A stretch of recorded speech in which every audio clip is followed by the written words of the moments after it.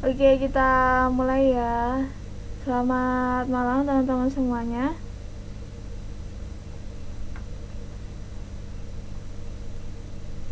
Oke, nah hari ini adalah hari terakhir kita ya. Nah, kemarin kita sudah menyelesaikan modul terakhir untuk materi yang structure and written expression. Skill terakhir juga udah kita bahas. Nah, sekarang kita akan membahas tip untuk mengerjakan section ketiga reading comprehension. Nah, kalau udah di print modulnya silahkan dibuka modulnya.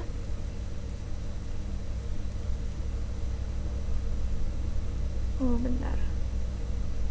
Nah, ini modulnya ada dua ya. Modul yang fundamental TOEFL itu di halaman bagian terakhir itu ada materi tentang reading. Bentar, ini berarti tak ganti dulu ya modulnya.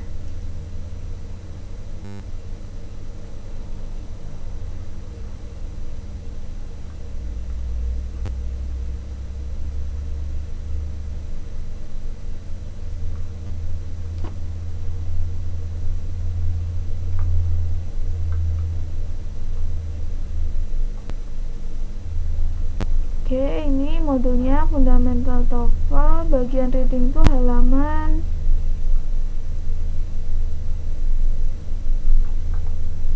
nah ini ya 27.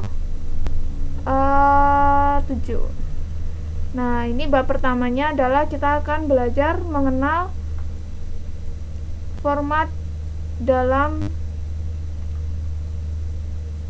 soal-soal yang ada di reading comprehension. Ini ya, introduction to the reading comprehension. Bagian ketiga atau terakhir dari TOEFL ITP itu adalah reading comprehension.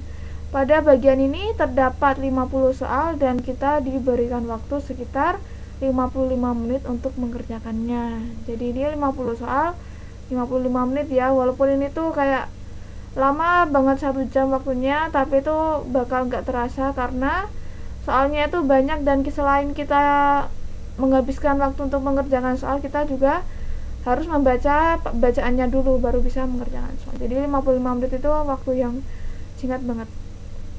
50 soal untuk 5 teks bacaan sehingga kira-kira setiap teksnya itu diikuti oleh 10 nomor. Tidak seperti dua bagian sebelumnya, bagian reading comprehension itu tidak terbagi lagi menjadi bagian-bagian yang lebih kecil. Nah, kalau di listening kan ada part A, part B, part C. Kalau di section 2 ada structure, ada written expression. Kalau reading itu dia nggak dibagi-bagi lagi gitu. Nah, tapi di reading itu ada dua tipe pertanyaan. Nah, tipe yang pertama itu adalah reading comprehension question, yaitu pertanyaan yang menanyakan tentang informasi di dalam teksnya. Misalnya, siapa karakter A atau di mana tempat kejadiannya. Nah, itu contoh dari reading comprehension question ya. Terus tipe yang kedua itu adalah vocabulary question, pertanyaan yang menanyakan tentang arti dari kosakata yang ada di dalam teks. Misalnya kata X di dalam paragraf 1 bacaan ini itu dia artinya apa. Nah, ini adalah contoh bacaan dalam reading comprehension sepanjang ini. Kira-kira seperti itu ya. Nah, kemudian satu bacaan itu dia diikuti oleh sekitar 10 pertanyaan. Nah, kayak gini. Nah, kayak gitu ya. Terus ini ada general tips. Untuk tips yang pertama, general tips yang pertama itu sama ya kayak yang di section sebelumnya. Terus yang kedua, jangan terlalu lama menghabiskan waktu untuk membaca teks. Meskipun waktu pengerjaan soal reading comprehension itu lama, yaitu 55 menit, itu bukanlah waktu yang banyak untuk membaca semua teks dan mengerjakan 50 soal dengan benar. Nah, pertama, bacalah teks selama 2 menit saja untuk menangkap ide pokok teks, lalu lihat soal dan mulai mengerjakannya dengan sesekali membaca teks kembali secara lebih mendalam. Jadi, teks di dalam reading comprehension itu pasti teksnya yang susah gitu, vocabulary-nya banyak yang vocabulary asing gitu. Nah, kita tidak perlu mengkhawatirkan itu, kita hanya cukup membaca secara cepat aja ya, pokoknya nggak boleh lebih dari 2 menit. Kalau lebih dari 2 menit tuh berarti udah lama banget kita bacanya. Nah, setelah kita membaca secara cepat, kita lihat soalnya.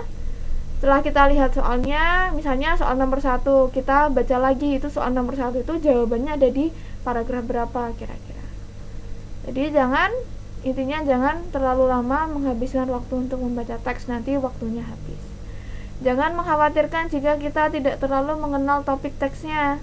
Di bagian soal reading comprehension, tentu semua jawaban bisa ditemukan di dalam teksnya. Gak mungkin ada soal yang jawabannya itu tidak bisa ditemukan di dalam teksnya.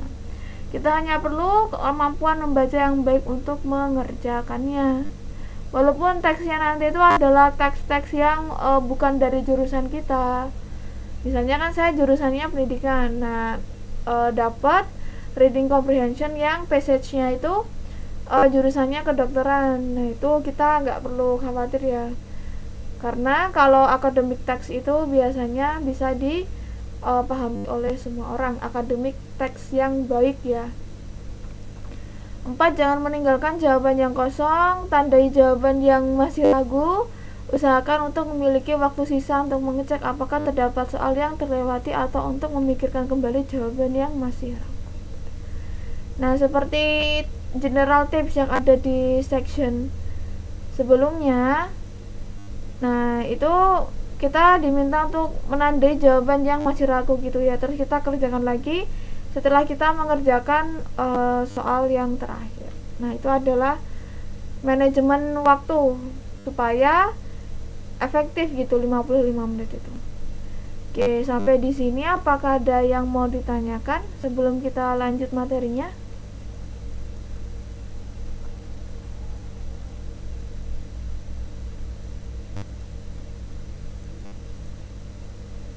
Apakah ada yang mau ditanyakan? Tidak ada nih. Oke, berarti bisa kita lanjut ya. Nah, ini bab pertama yang memuat informasi tentang deep itu adalah bab question about the ideas of the passage. Kita akan mengenal macam-macam pertanyaan yang menanyakan tentang ide pokok teks. Nah, di pertama adalah menjawab pertanyaan tentang ide pokok teks itu gimana? Pertanyaan yang menanyakan tentang ide pokok teks merupakan pertanyaan yang paling umum di reading comprehension. Di masing-masing teks pasti ada satu pertanyaan jenis ini. Pertanyaan tentang ide pokok menanyakan poin utama yang penulis ingin sampaikan dalam teks. Pertanyaan ini berupa dalam banyak bentuk seperti menanyakan topik, pokok persoalan, judul, ide utama, dan ide pokok. Nah, jadi pertanyaan tentang ide pokok teks itu pasti ada di setiap itu ya kelompok pertanyaan untuk suatu teks gitu. Biasanya di nomor awal-awal nomor 1 atau nomor 2. Nah, pertanyaan yang menanyakan tentang ide pokok teks itu bentuknya gimana? Nah, bentuknya kayak gini. What is the topic of the passage? What is the subject of the passage? What is the main idea of the passage? What is the author's main point in the passage? With what is the author primarily concerned? Which of the following will be the best title? Jadi walaupun di sini tuh yang ditanyakan beda-beda ya, ada topik, ada subjek, ada main idea, author main point, author primary concern, sama the best title, tapi intinya tuh sama, dia menanyakan ide pokok. Nah, cara menjawab pertanyaan jenis ini tuh gimana? Pertama, bacalah secara cepat teksnya, jangan membaca secara detail. Abaikan kosakata-kosakata yang kita tidak tahu artinya. Jangan terlalu memikirkan arti dari kosakata-kosakata itu karena itu akan menghabiskan waktu. Pikirkan ide teks secara keseluruhan atau umum. Lihat pilihan jawaban, singkirkan pilihan jawaban yang hanya mencakup ide dari paragraf tertentu saja. Pilih pilihan jawaban yang mencakup ide dari semua paragraf. Jadi setiap bacaan, setiap teks itu kan pasti terdiri dari beberapa paragraf gitu. Nah, ada ide setiap paragraf 1 itu topiknya apa, paragraf 2 itu topiknya apa, paragraf 3 itu topiknya apa gitu. Ada ide keseluruhan teks gitu. Nah, untuk tip ini yang ditanyakan itu adalah ide keseluruhan teks. Jadi kita harus pilih pilihan jawaban yang mengandung informasi yang merupakan ide pokok dari keseluruhan teks, tidak paragraf tertentu saja. Nah, ini ada contoh soalnya ya. Ini karena contoh, jadi teksnya itu sependek ini. Nah, ini sudah saya baca sebelumnya. Jadi teks ini tuh menceritakan tentang teori atau definisi intelligence sama reasoning menurut ini ya, seorang pakar yang bernama John Dewey ini. Nah, pertanyaannya, what is the topic of this passage? Jawabannya adalah how intelligence differs from reasoning in Dewey's work. Perbedaan intelligence dan reasoning menurut John Dewey ini. Nah, kalau yang A itu salah karena the intelligence of John Dewey ini kan nggak nyambung ya. Walaupun sama-sama ada kata intelligence gitu. Di teks ini itu menjelaskan definisi intelligence menurut John Dewey. Kita tidak sedang membahas kepintaran John Dewey itu sendiri. Kalau yang B, distinction made by John Dewey. Ya, memang distinction between intelligence and reasoning, tapi di sini tidak disebutkan ya distinction apa. Jadi ini terlalu luas gitu pilihan jawabannya. Ini juga tidak bisa kita pilih. Yang C, Dewey's ideas on the ability to reason. Nah, ini cuma mencangkup ide yang reasoning aja ya, padahal kita selain membahas reasoning kita membahas intelligence saja. Jadi pilihan jawaban yang paling tepat adalah yang D, how intelligence differ from reasoning in Dewey's work. Oke, untuk tip pertama apakah ada pertanyaan?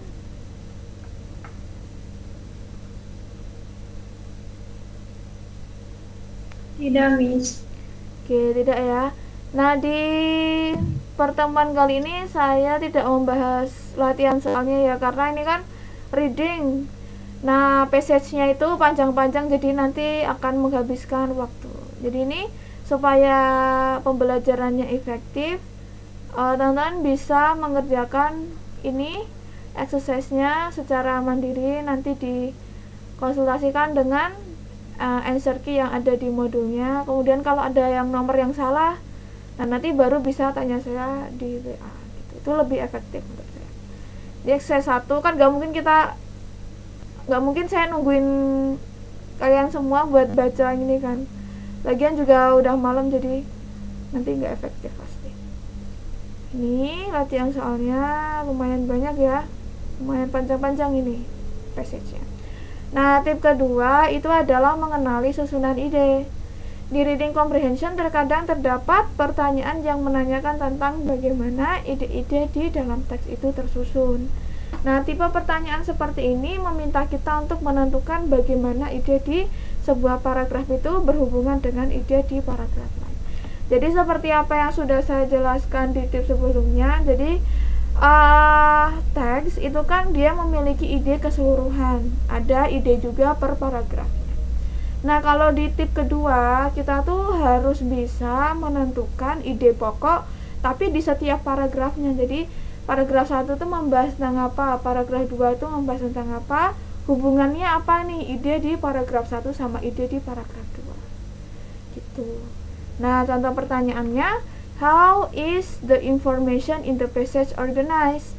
How is the information in the second paragraph related to the information in the first paragraph?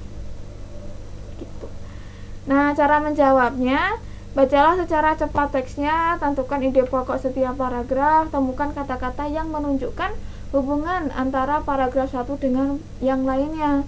Pilih pilihan jawaban yang menunjukkan hubungan antar paragraf. Jadi kita tentukan dulu nih ide di paragraf yang dimaksud di soalnya, kemudian kita pikirkan ini tuh hubungannya apa, apakah ide di paragraf 1 dan paragraf 2 itu dia bertentangan atau saling melengkapi atau bagaimana. Nah, contohnya ini ya, ini ada teks terdiri dari 2 paragraf, sudah saya baca. Nah, kalau teks yang pertama itu dia menceritakan bahwa olahraga bisbol itu dia berasal dari Amerika Serikat.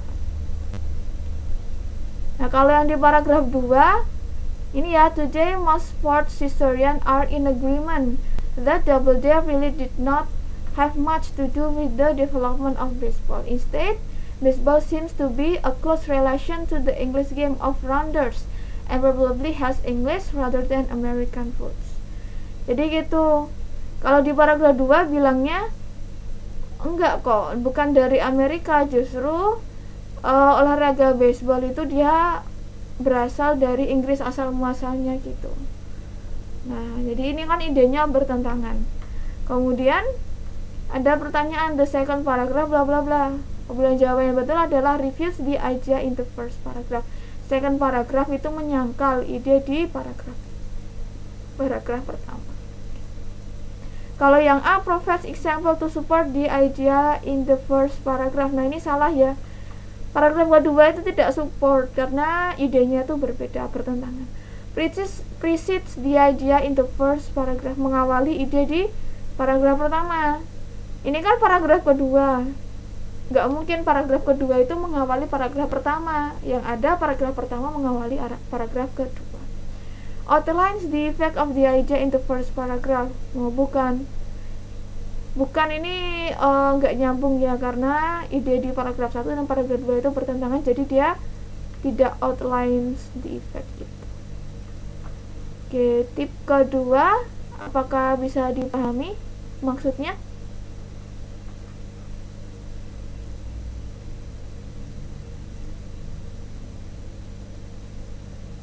Insya Allah bisa, Miss. Oke, bisa ya. Intinya kalau di tip 1 itu kita harus bisa menemukan ide pokok di keseluruhan teks. Kalau tip kedua itu mengenali ide pokok di setiap paragraf. Ini latihan soalnya nanti bisa dikerjakan, ada review exercise-nya juga. Nah, ini di modul ini udah habis ya yang reading modul fundamental TOEFL. Sekarang kita ganti ke modul yang reading aja.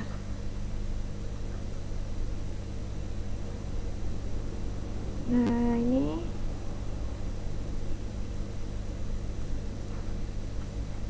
ini chapter baru ya, directly answered question yang jawabannya itu jelas ada di dalam teksnya. Tip ketiga, menjawab pertanyaan tentang informasi terperinci yang jawabannya itu tertulis jelas di dalam teksnya.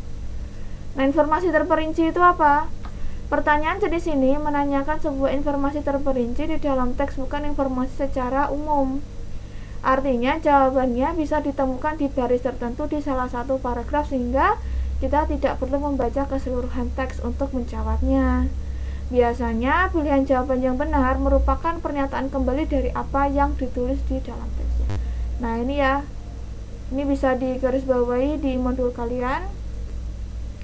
Jadi kalau di tip 1, di tip 2, di bab sebelumnya itu kan informasinya, jawabannya atau informasinya itu tidak terperinci, karena jawabannya itu bisa tidak bisa ditemukan di salah satu bagian teksnya gitu. Kita harus baca keseluruhan teks baru bisa menentukan jawabannya benar itu apa. Kalau informasi terperinci itu misalnya jawabannya ada di paragraf 1 line kedua. Nah, itu. Nah, ini tipnya kayak di listening ya, kita harus memilih pilihan jawaban yang merupakan pernyataan kembali dari apa yang ditulis dalam teks. Di listening kan jawaban yang betul adalah pernyataan kembali dari apa yang dikatakan oleh pembicara kedua. Kalian di reading seperti ini. Nah, contoh pertanyaannya itu seperti apa? According to the passage bla bla bla, it is stated in the passage bla bla bla, the passage indicates that bla bla bla, the author mentions that bla bla bla, which of the following is true bla bla bla gitu. Cara menjawabnya, pahami informasi apa yang ditanyakan soal, baca dengan cepat teks untuk menemukan di paragraf apa dan di baris keberapa informasi tersebut dibahas. Jadi setelah kita membaca teks, kita pahami soalnya tuh, kita disuruh mencari informasi tentang apa, kemudian kita langsung membaca kembali teksnya, tapi cuma di bagian yang dimana informasi itu dibahas. Kalau informasi tersebut dibahasnya di paragraf 1, ya kita baca aja paragraf 1, kita tidak perlu membaca paragraf-paragraf selanjutnya. Setelah menemukannya, bacalah dengan seksama bagian teks di mana informasi tersebut dibahas. Lihat pilihan jawaban dan pilihan jawaban yang merupakan pernyataan kembali dari apa yang ditulis di teksnya. Nah, contohnya ini ada teks ya yang terdiri dari satu paragraf aja yang bercerita tentang kota yang bernama Williamsburg ini yang ada di Amerika. Terus pertanyaannya, according to the passage Williamsburg is located.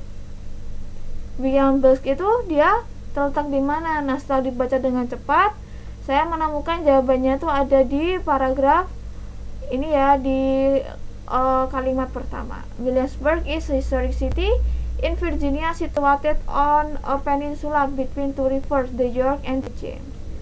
Situated sama located itu kan artinya sama ya, dia sinonim gitu. Nah, jadi pilihan jawabannya betul adalah yang ini, on a piece of land with rivers on two sides. Ini pilihan jawaban yang mengandung informasi yang merupakan pernyataan kembali dari apa yang tertulis di kalimat pertama gitu. Jadi ini kalimat-kalimat selanjutnya tidak perlu kita baca secara detail, itu akan menghabiskan waktu karena jelas jawabannya itu ada di kalimat pertama. Nah, itu dia tip ketiga ya. Oke, apakah ada pertanyaan?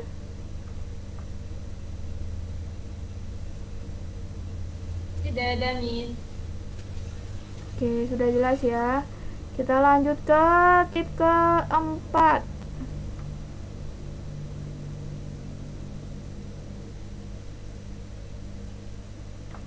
Ya, ini menemukan informasi yang tidak terdapat di dalam teksnya. Maksudnya apa ini? Informasi tapi nggak dibahas di dalam teksnya.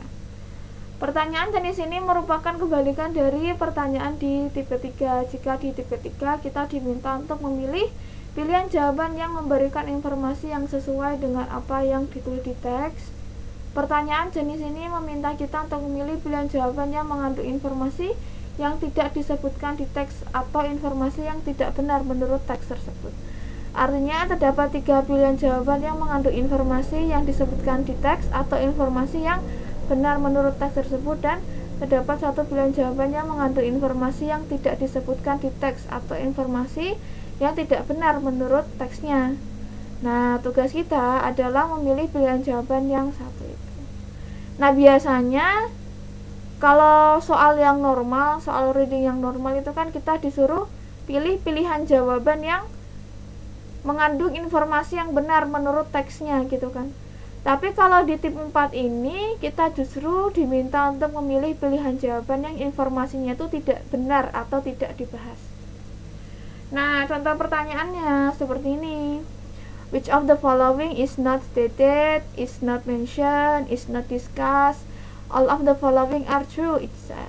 Nah, biasanya kata not ini dia ditulis kapital ya, sama kata except ini supaya kita tidak salah baca. Gitu. Jadi ada 4 pilihan jawaban. Pilihan jawaban 3 pilihan jawaban itu mengandung informasi yang benar, ada 1 pilihan jawaban yang mengandung informasi yang tidak benar. Nah, yang kita pilih adalah 1 yang tidak benar ini. Oke, cara menjawab pertanyaan ini seperti apa? Pahami informasi apa yang ditanyakan soal. Baca dengan cepat teks untuk menemukan di paragraf apa dan di baris keberapa informasi tersebut dibahas. Sebentar, kameranya hilang ini.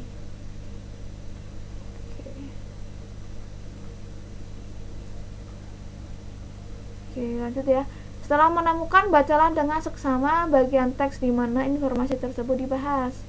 Lihat pilihan jawaban dan singkirkan pilihan jawaban yang mengandung informasi yang disebutkan di teks atau informasi yang benar menurut teksnya tersebut. Pilih pilihan jawaban yang mengandung informasi yang tidak disebutkan di teks atau informasi yang tidak benar menurut teksnya itu. Nah, jadi paham ya tipsnya disuruh apa? Nah, contoh soalnya tuh kayak gini. Ini ada teks terdiri dari 1 paragraf. Nah, ini sudah saya baca tadi. Teks ini tuh menceritakan tentang suatu istilah gitu. Suatu istilah itu dia artinya apa dan perkembangannya itu seperti apa. Nah, istilahnya adalah istilah kata gadget. Kata gadget itu dia asal muasalnya seperti apa sih, dan artinya itu sebelumnya seperti apa. Nomor 1, which of the following is not true about the word gadget? Temukan pilihan jawaban yang membahas informasi yang tidak benar tentang kata gadget. Nah, caranya ini kan kata kuncinya kata gadget. Kita baca ini kata gadget itu dia disebutkan di bagian mana aja di dalam teksnya. Oh, ternyata ada di kalimat kedua. Kita baca di sekitar kalimat 2 ini aja. The word gadget is one such word. It was first used by British sailors in the 1850s and probably came from the French word, nggak tahu ya ini pronunciasinya gimana karena ini bahasa Prancis, which was a small hook. Jadi gadget itu dia berasal dari bahasa Prancis ini, kata ini yang artinya itu small hook gitu. Hook itu apa ya, mata pancing, umpan. Nah, umpan kecil gitu. Nah, terus dari kalimat ini kita bisa tentukan bahwa yang B ini mengandung pernyataan yang tidak benar. It was used at the beginning of the 19th century. Nah, di sini kan tahunnya 1850. 1850 itu kan pertengahan abad ke-19, bukan awal abad 19. Berarti ini merupakan informasi yang salah. Kalau pilihan jawaban yang A, it is used to name something when the name is not known. Iya, ini informasi yang benar karena ini di kalimat pertama dia ada informasi yang mengatakan that people used to give a name to anything whose name is unknown or momentarily forgotten. It most likely came from a word in French language. Ya, dia berasal dari sebuah vocab di bahasa Prancis. Its first known was by British sailors. Ya, pertama kali digunakan oleh British sailors. Jadi pilihan jawaban yang harus kita pilih adalah yang B. Oke, tip ini apakah ada pertanyaan tip keempat ini?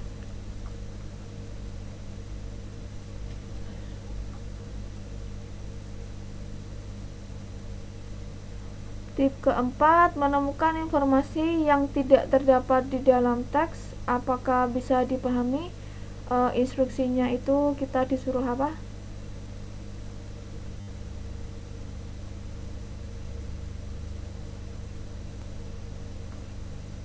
Oke, bisa ya. Kita lanjutkan ke tip kelima.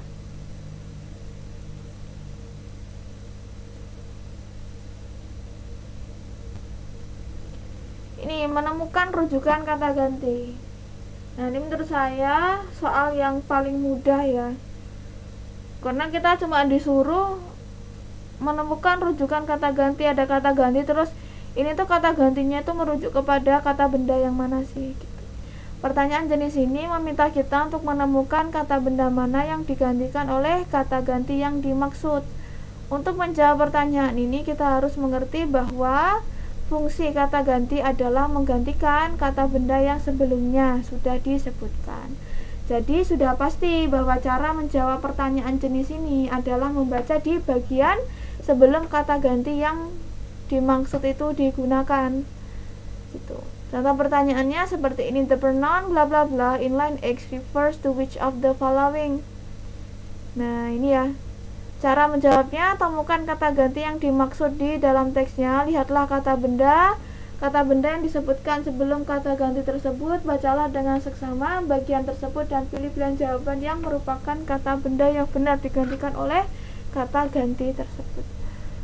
Gitu. Jadi kita membaca kalimat sebelum kata ganti itu, sebelum kalimat di mana kata ganti itu disebutkan. Contohnya di sini ada teks yang membahas tentang carnivorous plant, tanaman karnivora. Nomor 1, the pronoun they in line 3 refers to. Nah, kita cari dulu they-nya yang dimaksud itu they yang mana? Oh, ternyata they yang ini. Nah, they ini itu dia merujuk ke kata benda apa. Nah, kita ini ya baca kalimat sebelumnya. In order to survive, these plants have developed mechanism to trap insect within their foliage. Nah, they ini kan pasti yang dirujuk adalah kata benda yang plural. Nah, di kalimat ini kata benda yang plural itu plants sama insect. Nah, antara plants atau insect ini yang jawabannya betul. Nah, untuk memastikan kita juga bisa membaca kalimat di mana kata ganti they ini dia disebutkan they have digestive fluids to obtain the necessary nitrogen from the insect. Oh, berarti they ini pasti bukan insect gitu.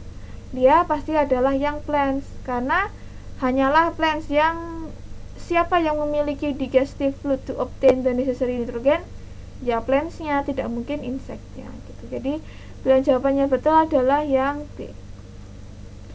Tip kelima, apakah bisa dipahami maksudnya?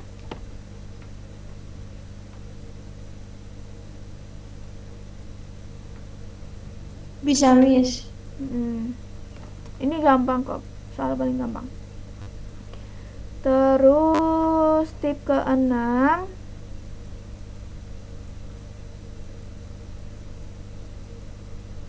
oh ternyata ini babnya sudah habis ya.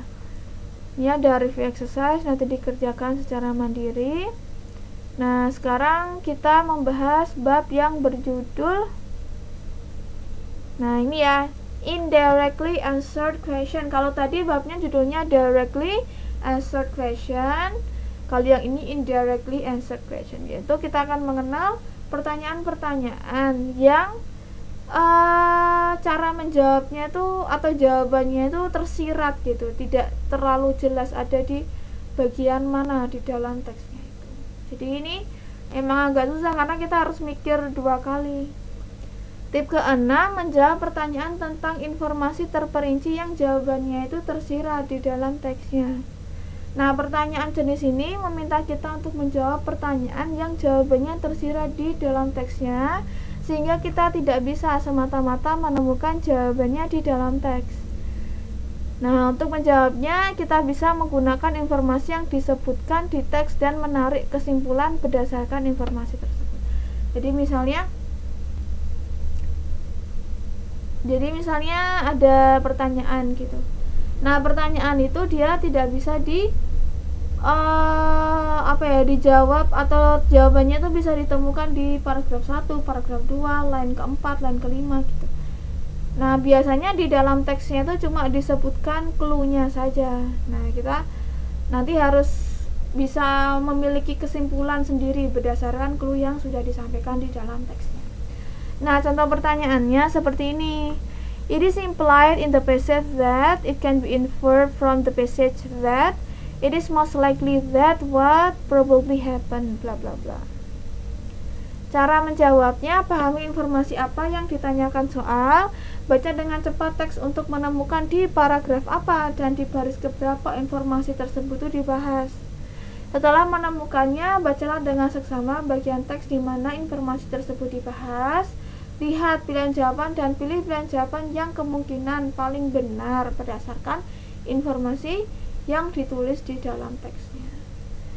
Jadi ini untuk poin kedua dan ketiga ini kan kita disuruh untuk membaca cepat untuk menemukan paragraf apa dan di baris keberapa informasi tersebut dibahas. Nah, informasi tersebut dibahas ini informasinya cuma clue-nya aja, nggak jelas gitu, bener-bener stated banget ini tuh jawabannya adalah ini. Nah, contoh ini ya, ada soal, ada teks yang terdiri dari 2 paragraf dan teks ini tuh dia berbicara tentang Hawaiian language. Jadi Hawaiian language ini dia karakteristiknya seperti apa gitu. Dan ada vocabulary Hawaiian language itu misalnya apa aja. Nomor 1, which of the following is not is probably not a Hawaiian word. Mana di antara 4 kata ini yang mungkin dia itu bukan vocabulary di dalam bahasa Hawaii. Nah, tadi sudah saya baca teksnya dan clue-nya itu ada di paragraf pertama bagian yang ini ya.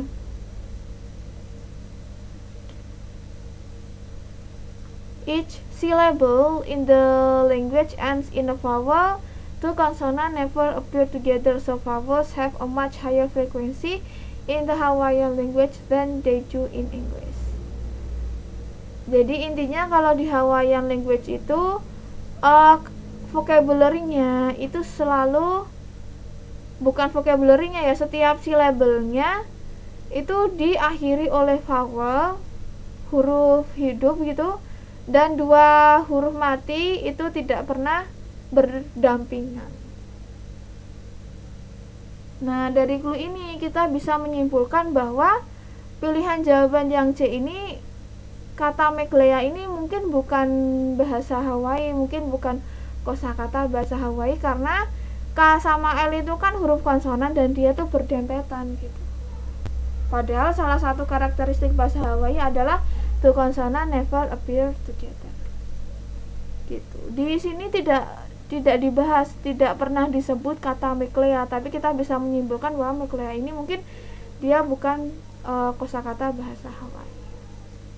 Oke, sampai di sini apakah ada pertanyaan tentang tip ini? Apakah bisa dipahami materinya?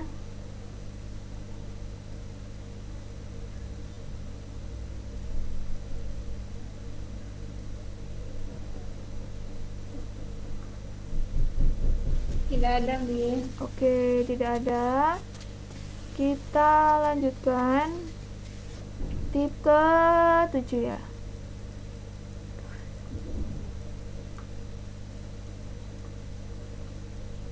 Oke, bentar ya, tak ambil minum dulu. Kalian kalau mau pergi ke kamar mandi nggak apa kok. Saya mau ambil minum bentar.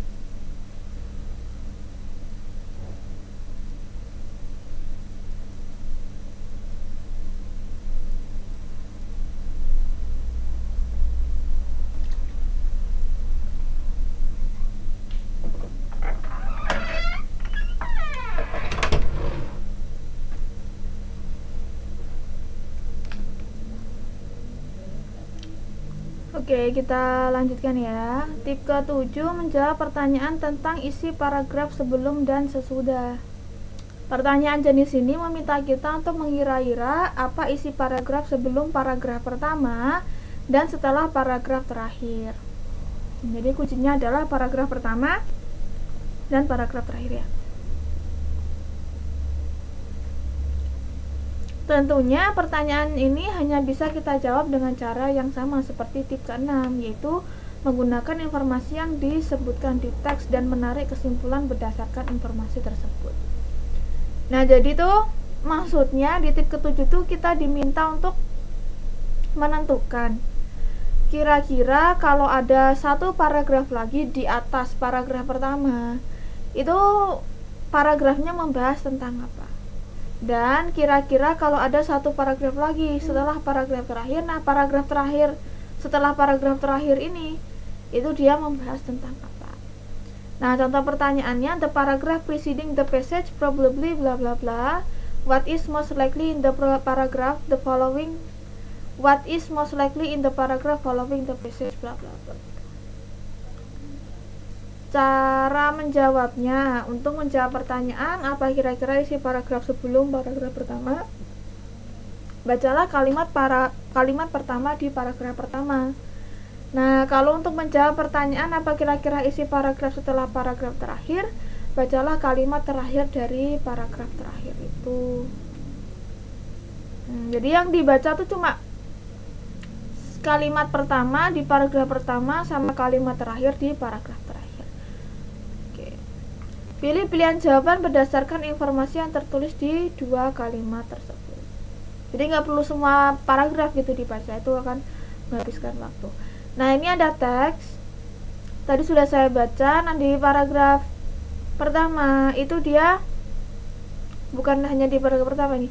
Di seluruh ini teksnya itu dia membahas tentang sebuah tokoh fiksi, bukan tokoh fiksi ya, tokoh mitos gitu, entah dia itu ada atau enggak kita nggak tahu, yang bernama Davy Jones. Nah, karakter ini atau tokoh ini tuh dia tinggal di laut gitu. Kalau di Indonesia kan ada karakter yang tinggal di laut tuh kayak Nyi Roro Kidul kayak gitu kan. Nah, itu kan ceritanya versinya macam-macam. Nah, kalau di luar negeri ini ada karakter yang namanya Davy Jones ini. Nah, pertanyaan pertama, the paragraph preceding this passage most probably discuss, itu apa? Jadi, kita diminta untuk menentukan ide pokok paragraf di atas paragraf 1. Nah, misal ada paragraf 1 lagi itu kira-kira ide pokoknya tentang apa? Nah, kita baca kalimat pertamanya ya.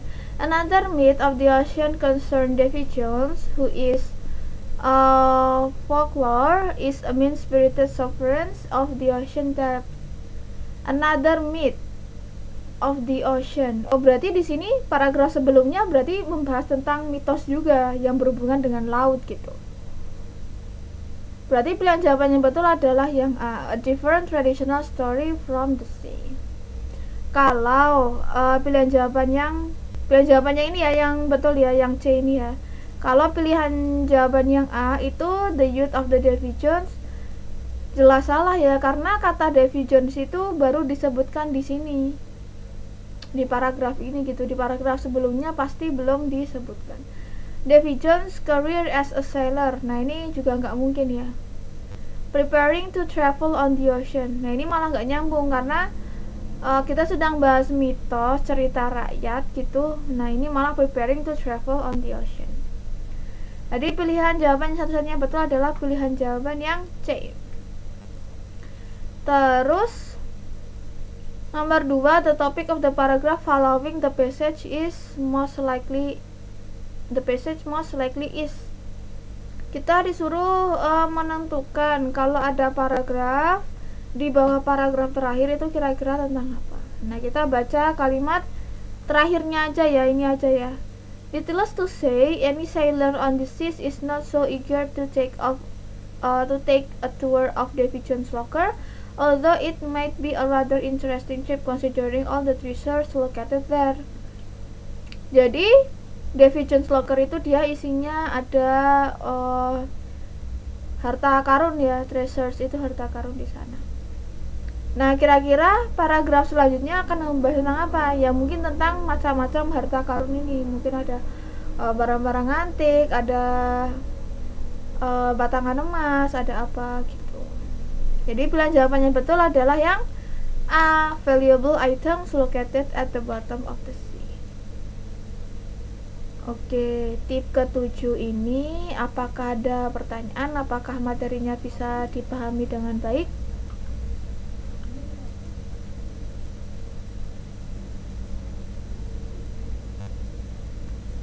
Bisa dipahami?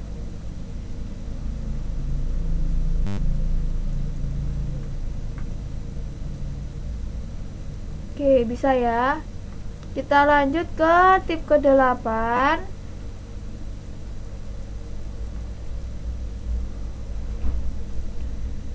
Nah, ini ternyata udah habis babnya yang indirectly answered question. Kita membahas bab baru lagi yang berjudul vocabulary question. Kita akan mengenal pertanyaan-pertanyaan yang menanyakan arti kata yang digunakan di teksnya itu. Tip ke-8, mengetahui arti kata dari petunjuk struktural. Nah, petunjuk struktural itu petunjuk yang gimana? Terkadang ketika sedang membaca sebuah teks berbahasa Inggris, kita menemukan beberapa kosakata asing yang kita tidak tahu artinya. Nah, tentu hal itu akan mempengaruhi pemahaman kita terhadap teks tersebut. Di bagian reading comprehension, jika kita menemukan kosakata asing, kita bisa menggunakan beberapa petunjuk untuk membantu kita memahami arti kosakata tersebut. Jadi, dengan adanya petunjuk struktural, itu kita bisa mengetahui arti kata dari suatu kata. Petunjuk struktural itu apa? Kayak punctuation, restatement, example. Punctuation, tanda baca.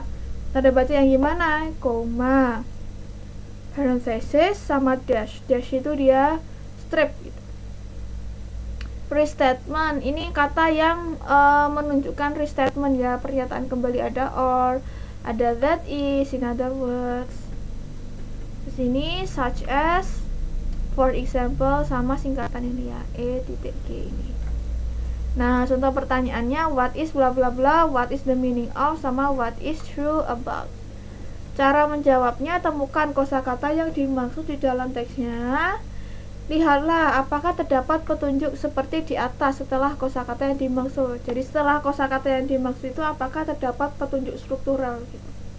Jika ada, bacalah kata-kata setelah petunjuk struktural tersebut. Kalau ada, setelah petunjuk struktural itu kalimatnya ngomong apa?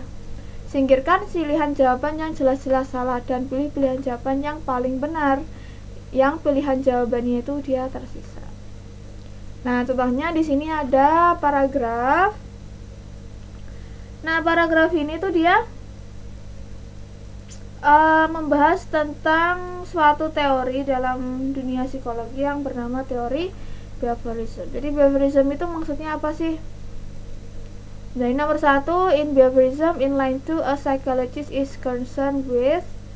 Nah, ini ternyata saya salah tulis ya. Maksudnya di line pertama kata behaviorism ini dia artinya apa? Nah, kita lihat setelah kata behaviorism ini ada petunjuk struktural atau tidak. Nah, ternyata ada, yaitu tanda strip ini ya, dash ini ya. Nah, kita baca kata-kata setelah dash ini. The belief that the role of the psychologist is to study behavior which is observable rather than conscious or unconscious thought, which is not. Jadi, behaviorism itu adalah teori yang mempelajari tentang behavior yang bisa diamati gitu. Jadi pilihan jawaban yang betul adalah yang C, observable actions.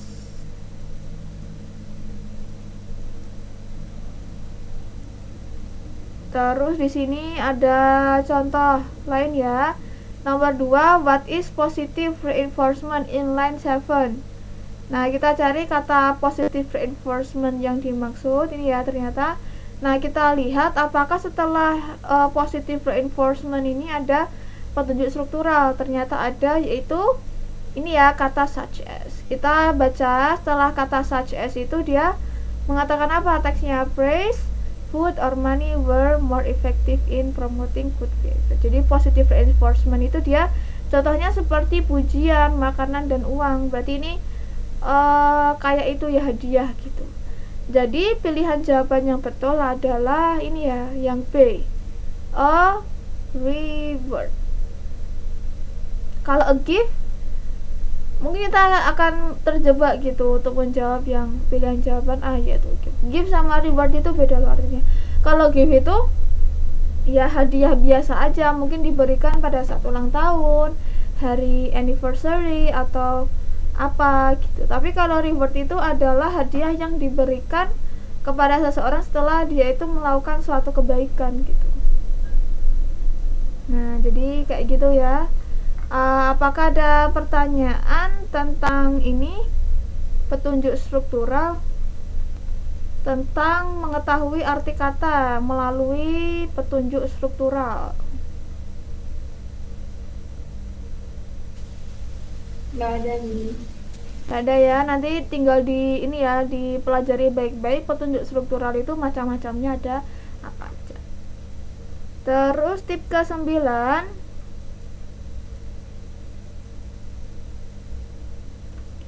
ini ya, mengetahui arti kata dari awalan kata. Selain dengan menggunakan petunjuk struktural, kita juga bisa memahami arti kosakata asing dari awalan katanya. Berikut adalah daftar awalan kata beserta arti dan contohnya. Nah, jadi ada ini ya, awalan kata kontra. Kalau kontra itu dia artinya melawan atau against. Nah, ini ada contohnya kontras. Oh, berarti kalau ada kata yang awalannya kontra berarti dia artinya melawan gitu. Ada kata mal, artinya buruk. Contohnya malcontent. Oh, berarti ini mengandung sesuatu yang buruk gitu. Malpraktek berarti itu praktik yang buruk. Jadi kita tinggal menghafalkan ini ya, awalan katanya itu apa. Kemudian kita berlatih di bagian appendix. Di modul ini itu ada appendix, ada pembahasan atau latihan soal khusus yang judulnya word parts. Nanti tinggal dibuka aja, dipelajari, dikerjakan latihan soalnya supaya kita tuh terbiasa untuk mengenali arti kata berdasarkan bagian-bagian katanya gitu. Nah, contohnya di sini ada ini ya, ini udah saya baca tapi sebenarnya ini untuk menjawab pertanyaannya itu nggak perlu dibaca ini. Nomor 1, the word vividly in line 6 is closest in meaning to vividly. Vividly mana? Oh, ternyata ini ya. Jadi vividly ini dia artinya apa? Dia itu ada bagian yang vivid gitu. Vivid itu menurut tabel ini artinya apa sih? Oh, live. Nah, jadi di sini kita harus memilih pilihan jawaban yang berhubungan dengan kata live. Nah, contohnya ini ya. Pilihan jawabannya betul adalah yang C, in a lifelike way. Let learner vividly create the language and the ambience of this lower class, often using the misspelled words, grammatical errors, and incorrect sentence. Jadi let learner vividly create itu, learner itu mungkin sangat bersemangat dalam menciptakan bla bla bla itu tadi. Gitu, apakah bisa dipahami tip ke-9 ini?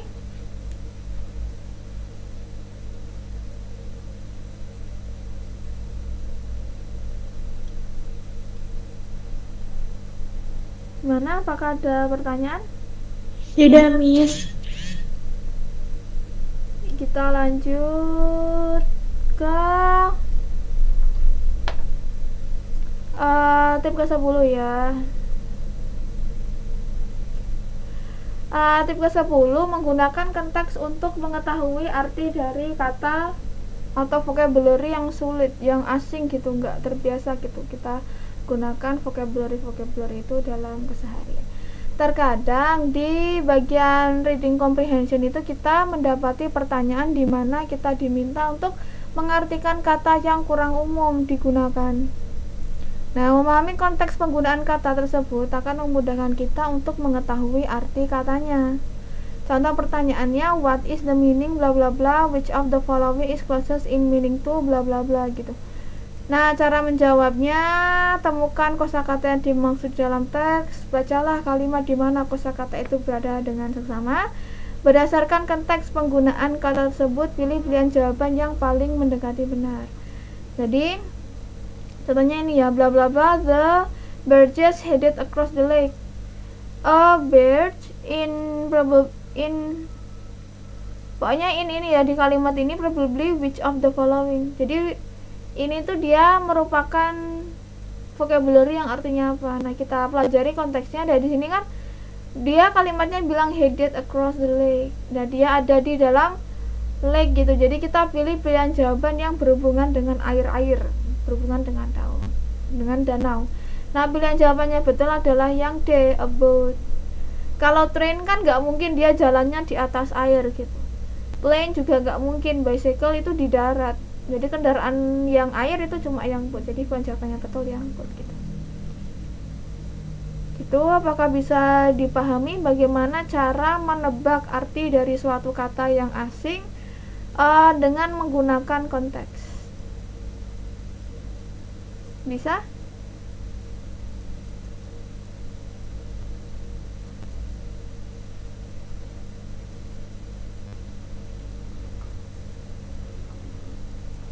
Oke, bisa ya. Kita lanjut. Tip ke-11, menggunakan konteks untuk mengetahui arti dari kata yang sederhana. Jadi kalau tadi itu kosakata asing ya, kita jarang gitu menggunakan kata itu. Tapi kalau yang ini tuh katanya kata yang kita gunakan sehari-hari. Cuman kata dalam bahasa Inggris itu kan bisa memiliki banyak makna gitu. Kalau kita buka kamus Oxford, ketik suatu kata misalnya love gitu, itu artinya bisa punya 8 sampai 5 arti. Nah, arti yang dipakai di dalam kalimat itu arti yang keberapa? Nah, itu biasanya arti yang terakhir-terakhir gitu, arti yang jarang kita gunakan. Selain pertanyaan mengartikan kata yang kurang umum digunakan di bagian reading comprehension, terkadang kita mendapati pertanyaan di mana kita diminta untuk mengartikan kata yang umum kita temui sehari-hari. Namun tidak semudah itu. Pertanyaan jenis ini tuh pasti menanyakan arti kata tersebut dalam situasi teksnya. Walaupun katanya akrab kita temui sehari-hari, tetapi arti yang sedang digunakan dalam teks adalah arti yang kurang umum digunakan. Memahami konteks penggunaan kata tersebut akan memudahkan kita untuk mengetahui arti katanya. Nah, contoh pertanyaan, what is the meaning bla bla bla, which of the following is closest in meaning to. Nah, pertanyaan vocabulary question itu dia mirip-mirip ya. Biasanya cuma kayak gini aja gitu pertanyaannya. Cara menjawabnya, temukan kosakata yang dimaksud di dalam teks. Bacalah kalimat di mana kosakata itu berada dengan seksama. Berdasarkan konteks penggunaan kata tersebut, pilih pilihan jawaban yang paling mendekati benar. Nah, kayaknya di sini ada ini ya, kalimat he put his answer this way. The word put is closest in meaning to which of the following. Kata put itu di kalimat ini tuh dia artinya apa? Kalau put dalam keseharian kita tuh artinya kan meletakkan suatu benda di atas meja, di atas kasur gitu ya. Tapi di sini objeknya adalah his answer gitu. Kita nggak mungkin mengartikan ini dia meletakkan jawabannya seperti ini gitu. Kita tidak bisa mengartikan dalam bahasa Indonesia itu seperti itu. Nah, ternyata kata put itu dia juga bermakna express, mengungkapkan. Jadi pilihan jawaban yang C itu adalah pilihan jawaban yang benar, express. He put, dia mengungkapkan jawabannya dengan cara seperti ini. Kalau kita mengartikan put itu dengan makna yang kita gunakan sehari-hari, yaitu meletakkan, mungkin kita akan menjawab pilihan jawaban yang A atau menjawab dengan pilihan jawaban yang D, padahal A sama D itu salah, yang benar itu yang C. Tip ke-11, apakah ada yang mau ditanyakan? Tidak ada nih. Oke, jelas ya bagaimana cara menggunakan konteks gitu untuk menebak arti kosakata yang sulit sama kosakata yang kita gunakan sehari-hari tapi maknanya yang kita tidak mengenalinya. Oke, kita lanjut tip ke 12.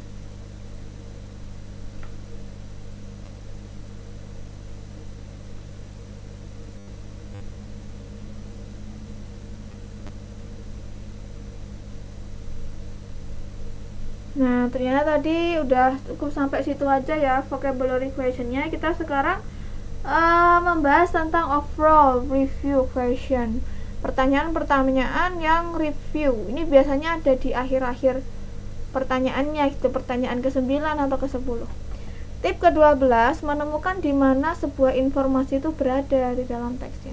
Pertanyaan jenis ini meminta kita untuk menemukan di baris keberapa sebuah informasi ditulis di dalam teks. Untuk menjawabnya, kita harus memahami dengan benar informasi apa yang diminta dan lalu membaca teks keseluruhan dengan cepat untuk menemukan informasi tersebut ditulis di baris keberapa. Contoh pertanyaannya, where in the passage bla bla bla. Cara menjawabnya, pahami informasi apa yang ditanyakan soal, baca dengan cepat teks untuk menemukan di paragraf apa dan di baris keberapa informasi tersebut dibahas. Kemudian lihat pilihan jawaban dan pilih pilihan jawaban yang mengandung nomor baris dari pertanyaan dari pernyataan kembali informasi di soal.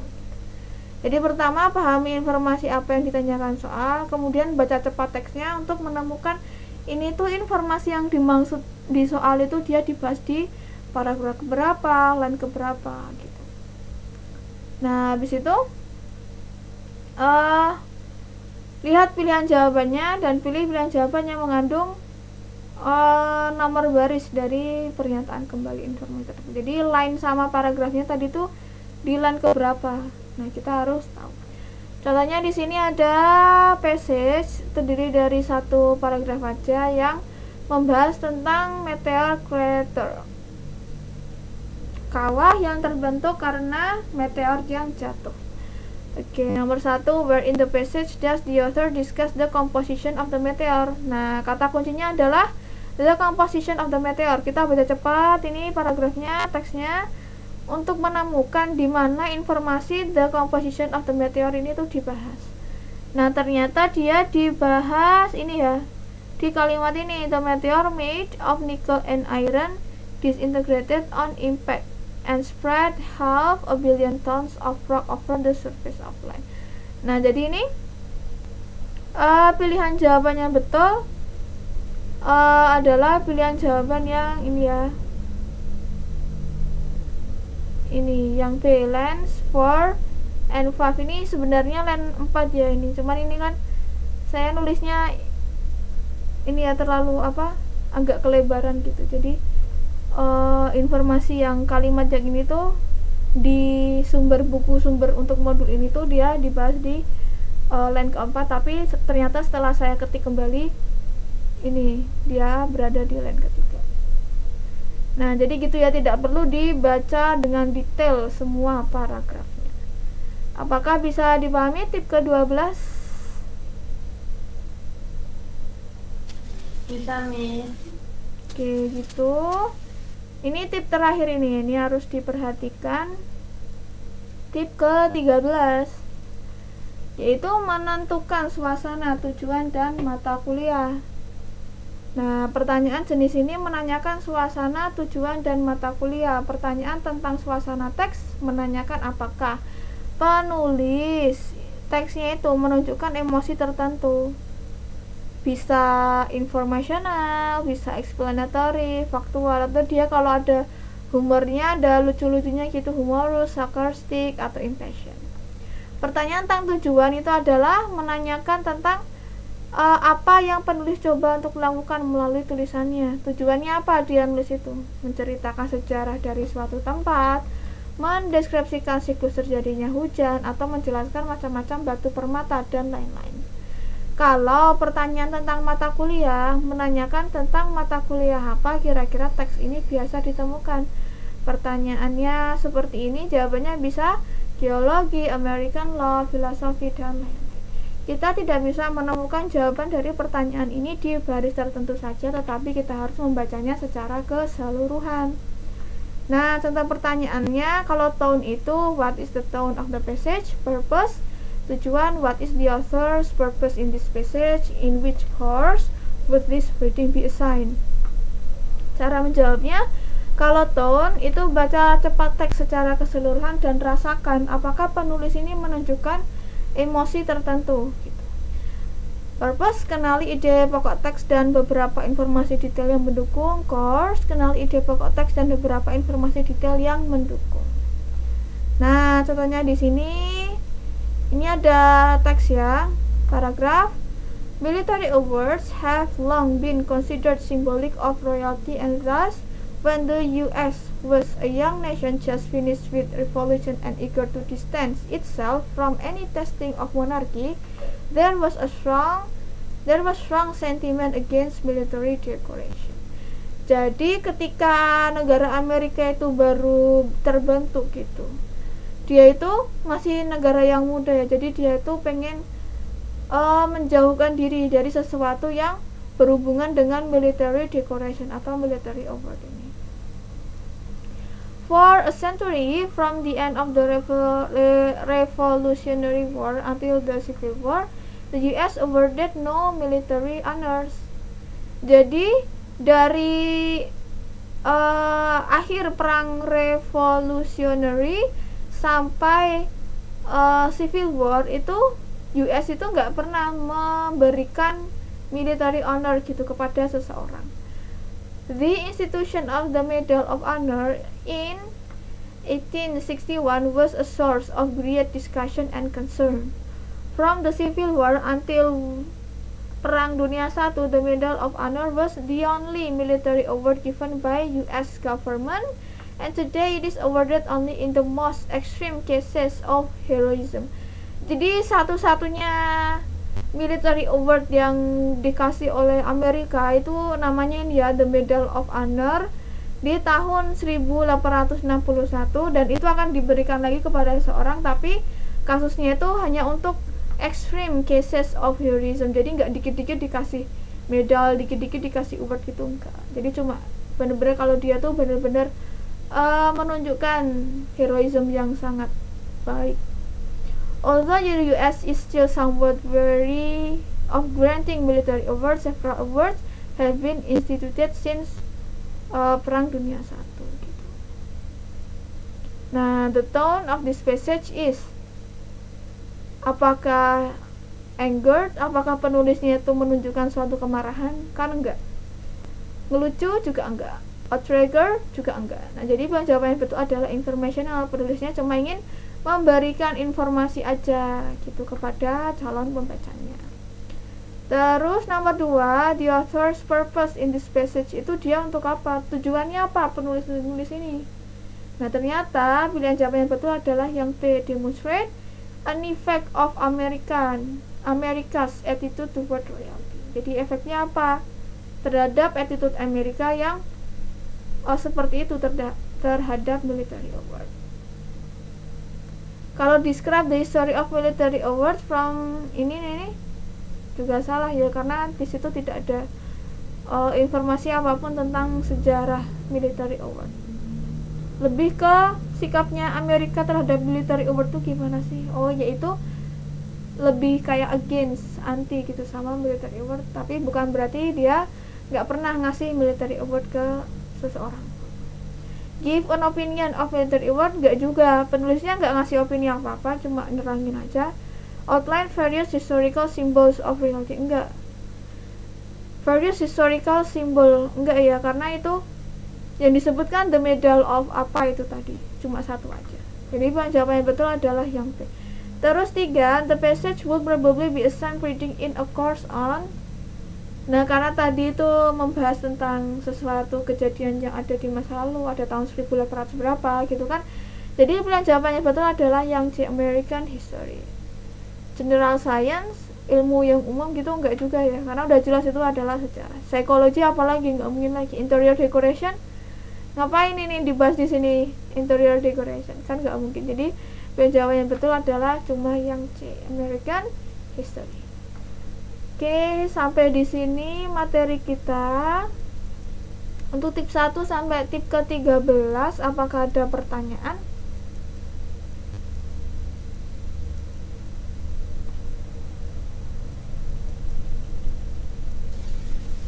Nggak ada nih. Tidak, Miss. Jadi cukup jelas ya, berarti untuk tip-tip yang ada di reading comprehension. Nanti selain mengerjakan exercise yang ada di yang tadi, di setiap tipnya itu kan ada exercise, ada review exercise, selain itu dikerjakan, saya harap teman-teman semua bisa mengerjakan latihan soal yang ada di bagian appendix gitu. Nah, di sini ada yang tadi saya bilang ya, ada lampiran tentang word parts. Jadi kita bisa mengetahui atau menebak arti dari suatu vocabulary itu dari partnya aja, bagian-bagian dari katanya itu. Itu nanti dikerjakan, ini banyak banget. Maaf. Ini banyak banget ya latihan soalnya.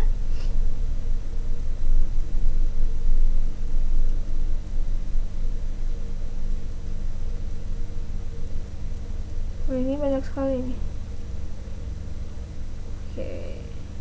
Oke, cukup sampai di sini dulu. Ini adalah pertemuan terakhir kita ya. Oke, apakah ada pertanyaan untuk keseluruhan materi dari listening, dari structure and written expression, atau reading gitu?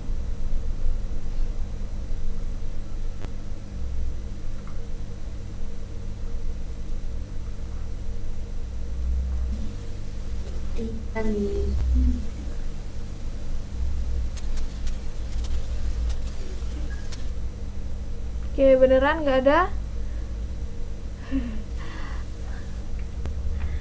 Oke, mungkin teman-teman belum mengerjakan exercise-nya, jadi belum ketemu masalah apa gitu ya. Oke, jadi setelah dikerjakan exercise-nya, walaupun pertemuan kita sudah habis, kalau ada pertanyaan nanti saya akan berusaha jawab gitu secepatnya lewat WA gitu ya.